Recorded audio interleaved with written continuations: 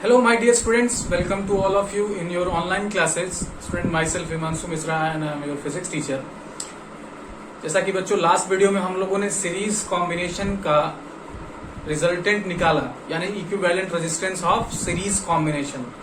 दो रेजिस्टेंसेज या तीन रेजिस्टेंस या उससे ज्यादा रेजिस्टेंसेज को जब हम सीरीज कॉम्बिनेशन में कनेक्ट कर देते हैं तो कैसे उसका इक्विवेलेंट रेजिस्टेंस आता है, ये हम लोगों ने प्रीवियस वीडियो में किया। आज हम लोग समझेंगे कि पैरेलल कॉम्बिनेशन क्या है, इसकी खासियत क्या है। फिर हम इसको दो हम लोग क्या करेंगे, सर्किट्स ले लेंगे, दो रेजिस्टेंसेस ले लेंगे, उनका पैरेलल कॉम्बिनेशन लगाएंगे, फिर हम इसके इक्विवेलेंट को फाइंड करेंगे। जैसा कि बेटे इक्विवेलेंट रेजिस्टेंस के बारे में मैंने सीरीज कॉम्बिनेशन पढ़ाते वक्त ही बता दिया था कि इक्विवेलेंट रेजिस्टेंस क्या होता है। तो अगर आपने उस वीडियो को नहीं देखा है तो मेरा रिक्वेस्ट है कि आप पहले उसको देख लीजिए, क्योंकि अगर आप इक्विवेलेंट को नहीं समझ पाएंगे वर्ड का मतलब, तो आपको प्रॉब्लम होगी। हालांकि मैं इसमें कुछ हिंट जरूर करूंगा।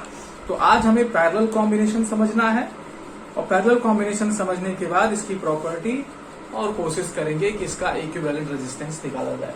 तो सबसे पहले parallel combination.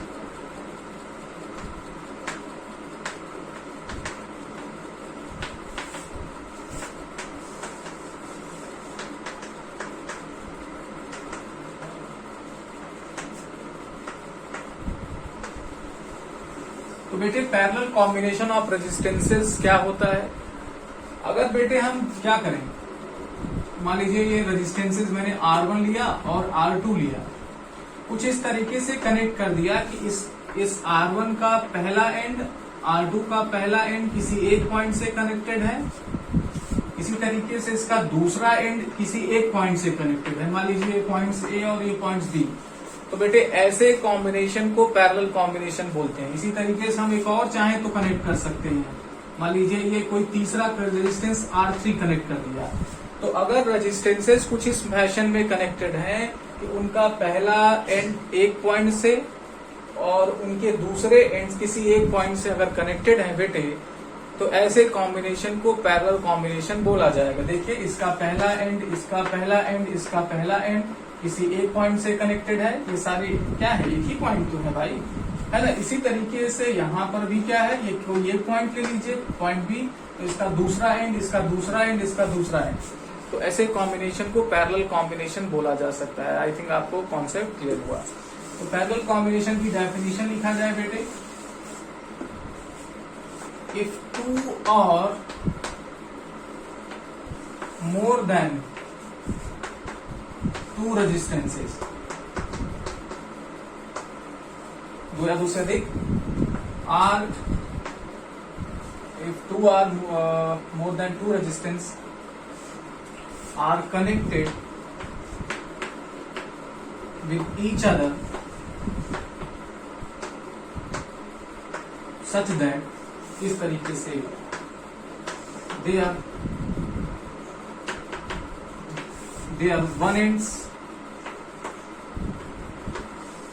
their one end is connected with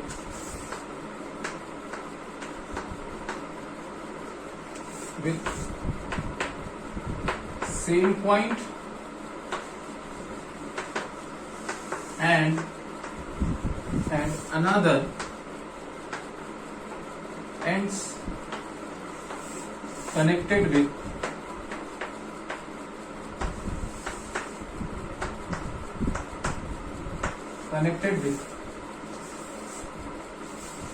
another same point.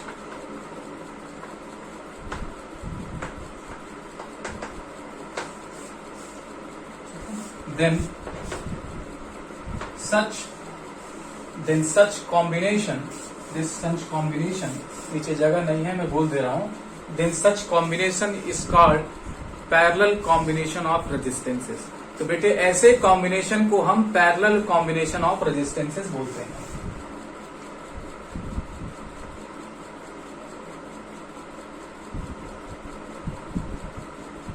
ठीक है, तो आपने इसे लिख लिया होगा, और अगर लिख नहीं पाए तो वीडियो को आप क्या कर लीजिए, बैक कर लीजिए, पॉज कर लीजिए, स्क्रीनशॉट ले लीजिए या पॉज करके ही लिख लीजिए, है ना। ये तरीका होता है, क्योंकि इस समय हमें क्या करना है, निर्धारित है लिमिटेड है, इस वजह से हमें मिटाना पड़ता है।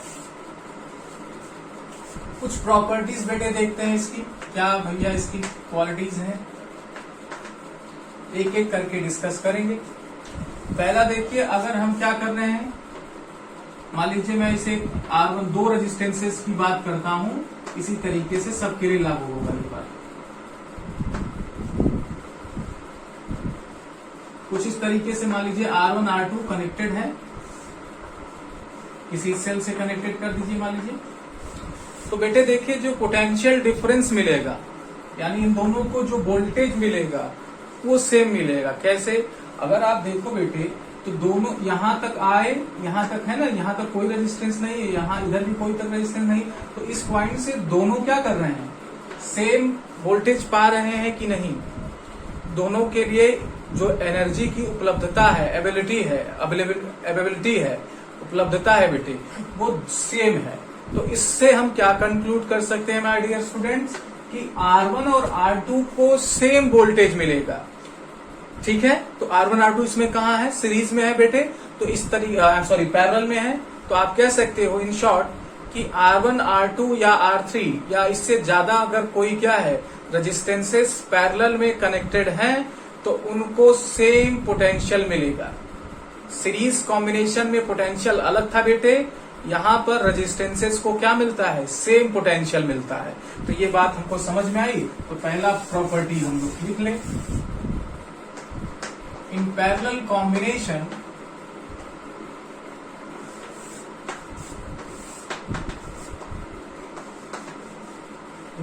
Combination each resistances gets equal voltage।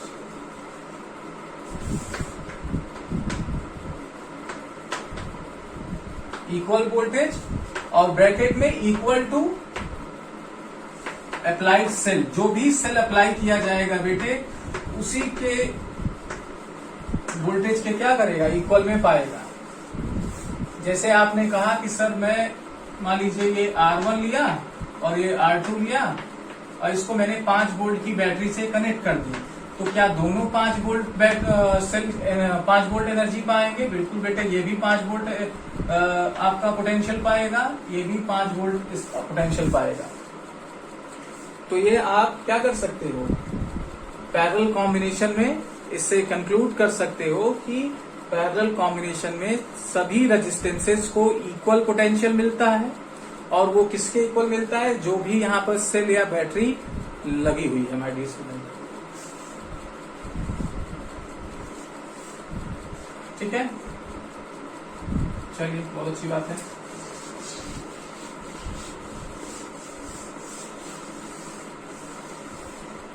तो पहला हम लोगों ने समझा।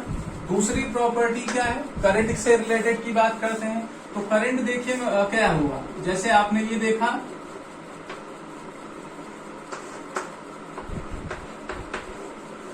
अब मान लो बेटे ये R1 आपका ज्यादा है, R2 कम है, आपको समझ में आएगा। देखिए पानी यहां पर पहुंचा, मैंने आपको बताया था कि करंट का फ्लो आप वाटर के फ्लो से मान सकते हो कि करंट का कैसा फ्लो होता है, वाटर के फ्लो जैसा।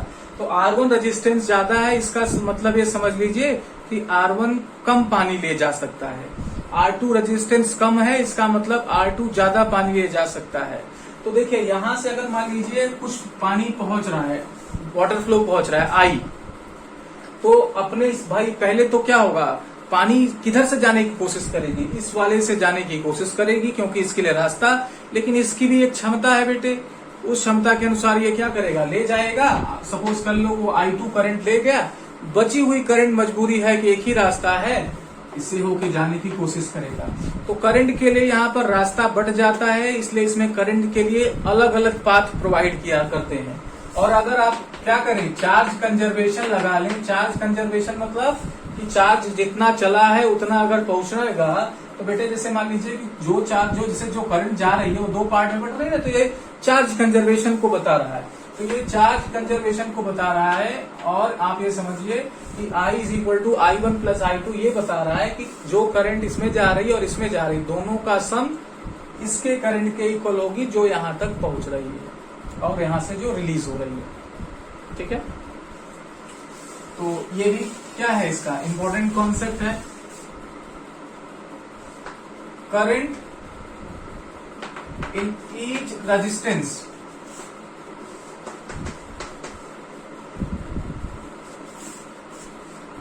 of parallel combination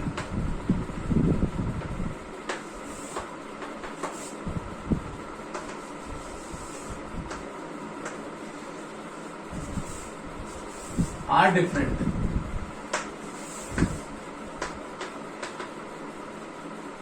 सभी में करंट डिफरेंट होता है बेटे, लेकिन ये इक्वल भी हो सकता है, लेकिन कब, जब R1 R2 सेम हो। जैसे R1 की वैल्यू 5 ओम है बेटे, R2 की वैल्यू अगर 5 ओम है तो दोनों में करंट सेम जाएगा। ऑब्वियस है, अगर इक्वल ले जाने की क्षमता है, दोनों से क्या कर रहे हैं, पानी का जो फ्लो है वो इक्वली ले जा सकते हैं, तो ऑब्वियस बात है कि सेम करंट फ्लो करेगी, है ना। तो करंट कब सेम होगी रेजिस्टेंसेज में पैरेलल कॉम्बिनेशन में माय डियर स्टूडेंट, जब रेजिस्टेंसेज की वैल्यू सेम होगी। इसी तरीके से R1 R2 R3 सब क्या कर लीजिए, ढेर सारे कनेक्ट कर लीजिए, और सब में देखिए अगर वैल्यू क्या है रेजिस्टेंसेज की सेम है तो करंट क्या हो जाएगी, सब में सेम हो जाएगी। इस वजह से इस बात का ध्यान देना। इट मे बी इक्वल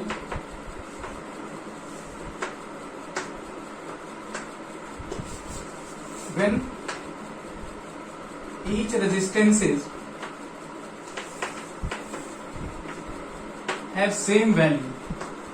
अगर सारे रेजिस्टेंसेस की बेटे सेम वैल्यू है, then we will observe that current in each resistance will be same।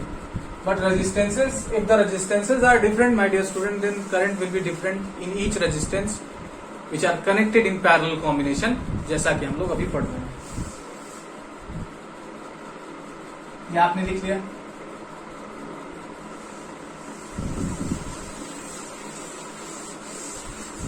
अब देखो, अब बात आती है स्विच की। जैसे मान लीजिए R1 है, ये बेटे R2 है, और मैंने क्या किया, इसको पैरेलल कॉम्बिनेशन से कनेक्ट कर लिया। देखिए करंट के दो रास्ते हैं, करंट यहां पर पहुंचा, इसको कुछ रास्ता I1 और I2 क्या हो गया, मिला, और वापस यहाँ पे मिलके I होके वापस आते हैं सेल में। तो करंट के लिए दो रास्ता है, यहाँ पे दो ऑप्शंस हैं। तो पैरेलल कॉम्बिनेशन में जितने रेजिस्टेंसेस कनेक्ट करेंगे उतने रास्ते, जैसे एक और मान लीजिए कनेक्ट कर दिया तो 3 रास्ता, उसके ऊपर एक कनेक्ट कर दिया 4 रास्ते।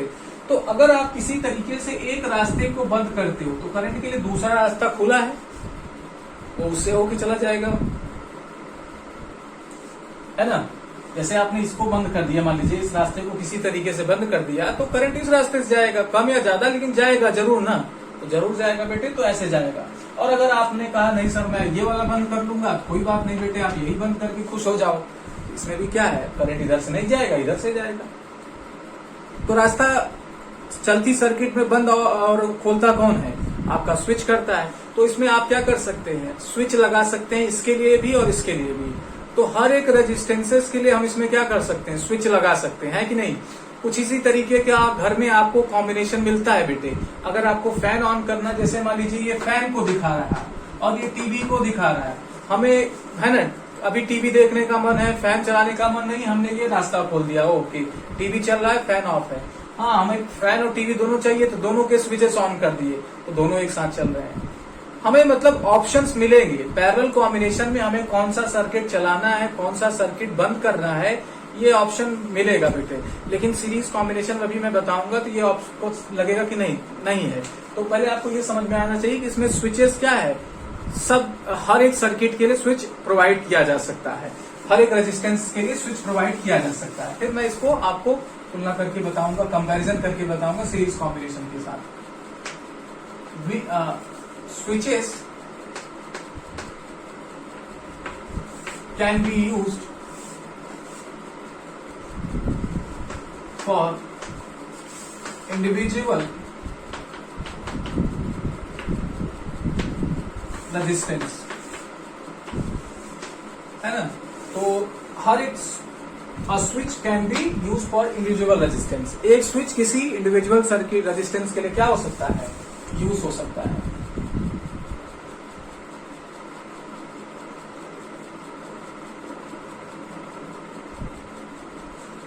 ठीक है, चलिए बहुत अच्छी बात है।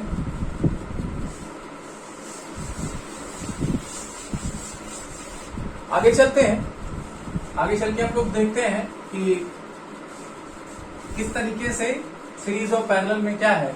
आज इसमें सीरीज ऑफ पैरेलल के बारे में समझा देते हैं बेटे, क्योंकि अब डेरिवेशन करना इस वक्त में हो नहीं पाएगा, तो नेक्स्ट वीडियो में हम लोग डेरिवेशन करेंगे पैरेलल कॉम्बिनेशन का।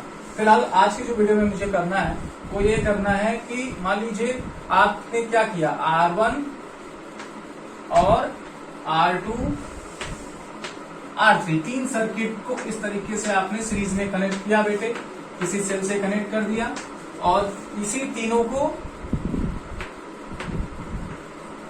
एक बार पैरेलल में कनेक्ट कर दिया, है ना, इस तरीके से कनेक्ट कर दिया। पहले अब इसकी बात करते हैं। मान लीजिए आपकी ये टीवी है, ये फैन है, ये चार्जर है ना। मैंने बताया कि इसमें एक ही स्विच की जरूरत है बेटे, आप एक स्विच से काम चला ले सकते हैं, क्योंकि नंबर ऑफ स्विच लगाने का कोई मतलब नहीं है। ये आपका चार्जर है ना। अब आपको बेटे रात का समय है, टीवी की जरूरत नहीं है, चार्जर की जरूरत है, तो आपने क्या किया कि सर स्विच को ऑन कर दिया, तो आपकी टीवी भी चल रही है, फैन भी चल रहा है, चार्जर भी चल रहा है। अच्छा, हमें ठंडी के दिन आ गए तो हमें फैन नहीं चलाना है, लेकिन अब मजबूरी है, हम जिसको ऐसे ही ऑन किए तो करंट क्या है, सबके रास्ते से होके जाएगी। कैसे? अगर आपने इसको तोड़ दिया या जल गया तो करंट नहीं जाएगी यहाँ पर।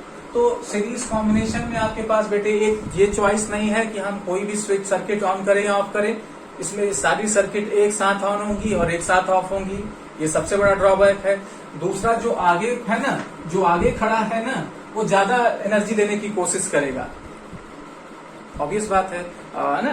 तो ये अपने अकॉर्डिंग हालांकि एनर्जी लेंगे, लेकिन ये एनर्जी का ड्रॉ करेगा, ये वोल्टेज इसको कम मिलेगा, इसको वोल्टेज कम मिलेगा। तो इस तरीके से वोल्टेज का भी अलग अलग क्या होगा, डिस्ट्रीब्यूशन होगा बेटे। आपने 3 बल्ब लगा दिए, मान लीजिए तीनों बल्ब हैं, तो ये ज्यादा तेजी से जलेगा, ये इसके धीरे, ये इससे धीरे, तो ये भी दिक्कत है, इसको अलग वोल्टेज मिलेगा। यानी मान लीजिए तीनों पंखे आपने लगा दिए, तीनों फैन ही हमें बेटे, सेम कंपनी के तीनों फैन ही हैं, तो आप देखेंगे कि ये वाला ज्यादा तेज चलेगा, ये वाला उससे धीरे, ये वाला इससे धीरे, तो ये भी दिक्कत है कि ये एनर्जी ज्यादा पाएगा, ये एनर्जी कम पाएगा, और ये उससे एनर्जी कम पाएगा। तो ये एनर्जी का अलग अलग डिस्ट्रीब्यूशन है बेटे। तो कुल मिला के सीरीज कॉम्बिनेशन घर के लिए अच्छा नहीं है ना। कि क्यों? क्योंकि हम देख रहे हैं कि बेटे हर जगह क्या हो रहा है, एनर्जी अलग अलग मिल रही है। दूसरा, हम एक साथ ही उसे ऑन कर सकते हैं, एक साथ ही उसे ऑफ कर सकते हैं। इसमें क्या है, इसमें बेटे हम इसको अलग स्विच दे देते हैं, इसको अलग स्विच दे देते हैं, इसको अलग स्विच दे देते हैं। मान लीजिए जैसे हम कह रहे हैं कि हमको टीवी की जरूरत है, टीवी, फैन, और मान लीजिए ये हमारा चार्जर है ना। तो अब बेटे हमें टीवी देखना है, तो हमने क्या किया, इस स्विच को ऑन कर दिया, ये चलने लगा, बाकी सर्किट ऑफ है अभी भी। हमें टीवी और फैन एक साथ चाहिए, तो हम 2 को ऑन कर लें, 2 चलने लगेगा, चार्जर वाला नहीं चलेगा। हमें तीनों की चाहिए, तो हम चार्जर क्या कर लेंगे, ऑन कर लेंगे, तीनों चलने लगेगा। और सबको इक्वल पोटेंशियल मिल रहा है, सबको देखो मैंने बताया ना कि इसमें इक्वल पोटेंशियल मिलता है कि नहीं, बिल्कुल मिलता है, इसमें इक्वल पोटेंशियल मिल रहा है। तो कुल मिला के इक्वल एनर्जी भी मिल रही है, और दूसरा ये भी चॉइस है कि हम किसको ऑन रखें, किसको ऑफ रखें, जो सबसे बड़ा हमारे लिए चैलेंज है पैरेलल कॉम्बिनेशन में। तो ये सारी सुविधाएं, सारे आपके अरेंजमेंट बढ़िया आपको किसमें दिख रहा है, पैरेलल कॉम्बिनेशन में दिख रहा है कि नहीं। तो हाउस होल्ड सर्किट्स, घर में जो सर्किट्स यूज की जाती हैं बेटे, वो आपको अब समझ में आ गया होगा कि पैरेलल कॉम्बिनेशन में होती हैं।